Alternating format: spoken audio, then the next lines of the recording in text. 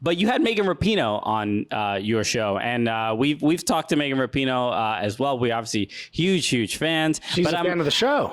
Yeah, I'm curious about your sort of take on her as not just an athlete, but as a political figure, where she is very much putting herself in the forefront of when it comes to LGBT issues and just issues about equality. But getting, I guess we can talk about her specifically, but then that overlap of like soccer and politics, where we sort of see it with almost all athletes in general. But what can soccer offer to the political world that we see that, that Megan Rapinoe is already doing? Yeah, I mean, I think Megan is so cool and inspiring in ways that not many athletes are. To see somebody who is that good and is that talented use her platform so loudly, I think is something that like all people with platforms can strive towards. I mean, like we found out that she was a fan of our shows. And we didn't get it. We're not cool enough to like Megan Rapinoe, or for Megan Rapinoe to like us. And so it was very exciting to have her on. And I'm also a fan of her wife because of Connecticut women's basketball. But like she is, I think, on par with someone like LeBron James, where it's just like, you are the best who has played the game potentially ever.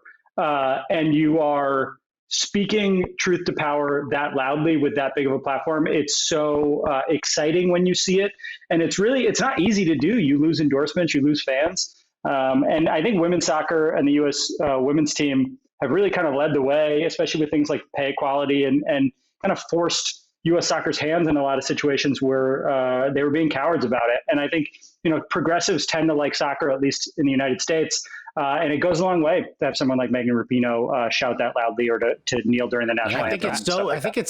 It can only almost come, and I think it's doubled over because the media is what it is.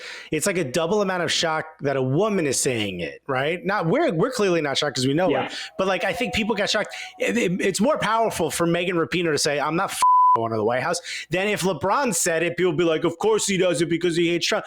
For a woman to say that while tying her shoe, like nonchalantly, just casually saying, that's like when my wife goes, "I'm going to work out. Do you want to go work out?" I'm not going to work out. It's the same energy. It's like, why would you even ask me that? Wow, so brave, Alexis. So brave. I mean, we all have to make our own stances in this world, and it's about time somebody talked about fat equality. Whenever my wife goes. Whenever my wife is doing squats, I take a knee just so she knows what your position is. Okay? This isn't a workout, honey. Okay? I'm protesting. This isn't a single leg squat. This is Thank you so much for being a champion. And just to clarify, I'm pretty sure Megan Rapinoe is not married. She's not married to Sue Bird. They're just dating. So no pressure on anybody to propose. Damn. They should get married. They should get married. Like, I wish someone would get on a knee, if you know what I'm saying. I'm trying to get a ring up in this joint other than the World Cup joints that I got. Do you think Megan Rapinoe would ever, because I listened to her on Pod Save America, and I'm like, she could run for a very high position in office someday. Do you think that's plausible? I mean, Donald Trump's president, so a lot dumber people can win the office. Like, she is so smart and so cool and so likable. It would make sense that the only reason to not go into politics is it'll make her less cool. Like, the minute someone runs for office, they're less cool. So it's, I don't know. Why not? She would be great. Look at where we are, that the presidency is like, why would you want to do that? Why would you do that to yourself? You're so fun. Don't become president. That's a step down from being an overall badass and champion, Megan.